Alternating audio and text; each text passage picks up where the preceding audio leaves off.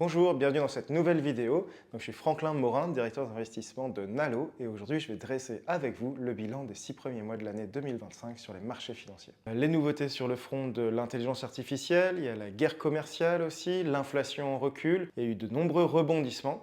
Donc on va voir dans cette vidéo d'abord quelles sont les grandes tendances macroéconomiques et sectorielles, ensuite quels sont les événements qui ont vraiment secoué les marchés au cours de ce semestre et enfin on verra quelles sont les leçons à tirer pour vos investissements. Allez, c'est parti! Alors la première nouvelle, c'est le reflux de l'inflation. Alors c'est une bonne nouvelle, on voit notamment en Europe où on est passé de 2,5% en janvier à 2,3% en avril, ça continue de baisser et c'est ce qui peut amener enfin la Banque Centrale Européenne à baisser ses taux de 2,5% à 2,25% puis 2% en juin. Aux États-Unis, l'inflation est proche de la cible de 2%. Néanmoins, il y a quelques craintes, notamment dues aux effets secondaires de la guerre commerciale, on y reviendra en deuxième partie, et donc la Banque centrale américaine, la Fed, a décidé de maintenir ses taux directeurs à 4,5%.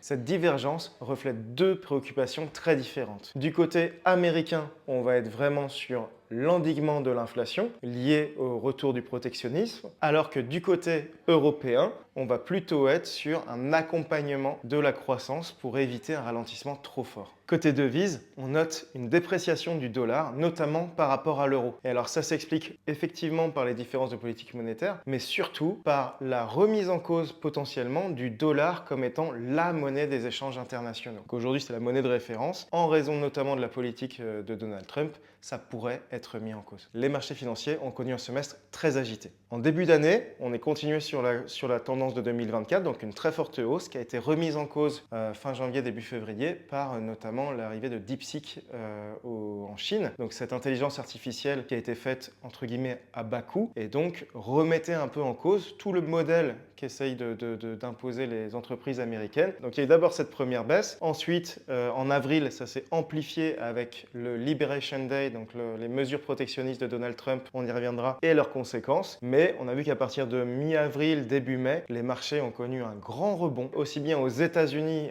drivé par les bons résultats des entreprises, meilleurs qu'attendus, mais aussi en Europe, avec l'annonce notamment du chancelier allemand Friedrich Merz sur un nouveau plan de réarmement et d'investissement dans les infrastructures, qui a du coup boosté les entreprises européennes. Au niveau sectoriel, alors on a les entreprises technologiques qui ont connu des hauts et des bas, mais on voit qu'il y a des entreprises comme Apple ou Microsoft qui ont vraiment publié d'excellents résultats, vraiment a été de nature à rassurer les marchés quant à leur potentiel à continuer leur croissance qui défie la gravité. Le secteur de l'énergie, lui, a un peu subi un contre-coup du fait de la production de pétrole qui va être au-delà des attentes et un ralentissement de l'activité économique un peu en même temps. Donc si on a plus d'offres et moins de demandes, on voit que les prix du pétrole vont en pâtir. Les banques, elles, continuent de bénéficier de l'environnement de taux élevés, relativement élevés, contrairement à beaucoup d'entreprises, vu qu'elles préfèrent entre guillemets des taux élevés, même s'ils souffrent légèrement sur les dépôts. Et enfin, le secteur de la défense a lui bénéficié, notamment en Europe, de la volonté de l'Europe de se réarmer suite au discours de J.D. Vance à Munich et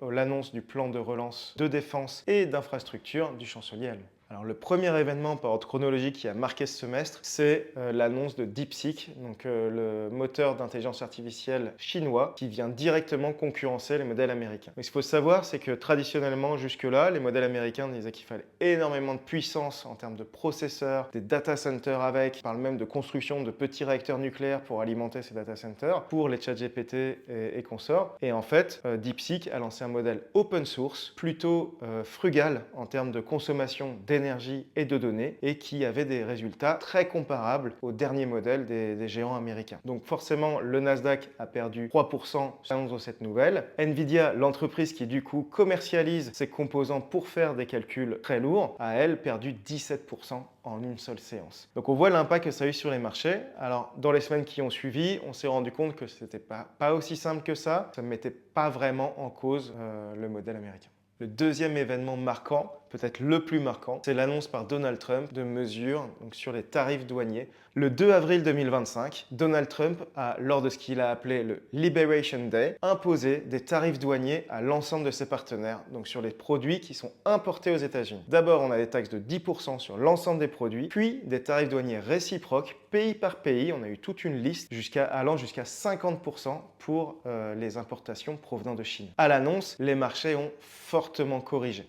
Il faut savoir que les indices américains ont perdu pas loin de 10%, le CAC 40 9%, le dollar aussi a particulièrement baissé, mais dans les jours à venir, avec notamment les tensions portant sur la courbe des taux américaines, donc les taux ont augmenté, ce qui était contraire à la volonté de Donald Trump, il a été décidé d'assouplir et de prendre un peu de temps pour discuter des modalités exactes de mise en place de ces tarifs douaniers. À l'annonce de cette tempérance, les marchés ont rebondi. Aujourd'hui, on est encore un peu dans l'attente des résultats exacts. On a quand même connu une grande désescalade avec la Chine, ce qui était une excellente nouvelle pour le commerce mondial et du coup pour la bonne santé des entreprises et des marchés. Donc, où en est-on aujourd'hui? En fait, on est sur des négociations encore qui vont prendre plusieurs mois. On est sur un temps diplomatique et donc on devrait en savoir déjà un petit peu plus à l'été, mais les dernières formalisations n'arriveront que vraiment dans les mois à venir. Le troisième événement marquant, c'est la résilience et l'incroyable solidité des résultats des entreprises américaines. Alors qu'on est vraiment en pleine panique sur les tarifs douaniers, on se dit les États-Unis c'est fini, et là les entreprises américaines publient avec en moyenne 13% de croissance des bénéfices. Malgré ce contexte difficile, 75% des entreprises américaines du S&P 500 ont publié des résultats au-delà des attentes. On est sur 13% de croissance des bénéfices et une hausse des chiffres d'affaires de 4%. Microsoft, Apple, Meta ou encore Amazon ont largement dépassé les attentes, notamment avec leur investissement massif dans l'intelligence artificielle. En conclusion, on voit que ce semestre a été vraiment assez agité, donc tant sur l'actualité macroéconomique que sur les résultats des entreprises et avec des événements vraiment majeurs. Malgré ces chocs, les marchés ont montré une résilience impressionnante et les entreprises, notamment américaines, ont prouvé à nouveau, s'il le fallait, leur solidité, quel que soit le contexte. Alors, que faut-il retenir en tant qu'investisseur? Premièrement, pensez à bien diversifier vos placements. On ne le répétera jamais assez. C'est important de pouvoir naviguer dans des conditions de marché qui bougent énormément. Deuxièmement, ne fondez pas vos décisions d'investissement sur des événements de court terme. Ce n'est pas parce qu'on en entend partout parler que l'impact sur les marchés va être continu. Les marchés ont toujours un temps d'avance sur les journaux télévisés. Enfin, les transitions, que ce soit la montée en puissance de l'IA ou encore les changements, fragmentation géographique liés aux guerres commerciales, offrent des opportunités à long terme. Chez Nalo, nous construisons des portefeuilles sur mesure en fonction de vos projets de vie et vos préférences et votre profil financier. Si vous souhaitez savoir comment votre épargne peut financer vos projets de vie tout en restant bien aligné aux enjeux macroéconomiques du moment, je vous invite à faire une simulation, le lien est en description. Et voilà, donc j'espère que cette vidéo vous a été utile. N'hésitez pas à nous le dire si c'est le cas, qu'on fasse plus de contenu comme ça. Et abonnez-vous bien sûr, likez et activez la cloche pour être au courant de nos nouvelles parutions. Moi je vous remercie pour votre attention et je vous dis à bientôt.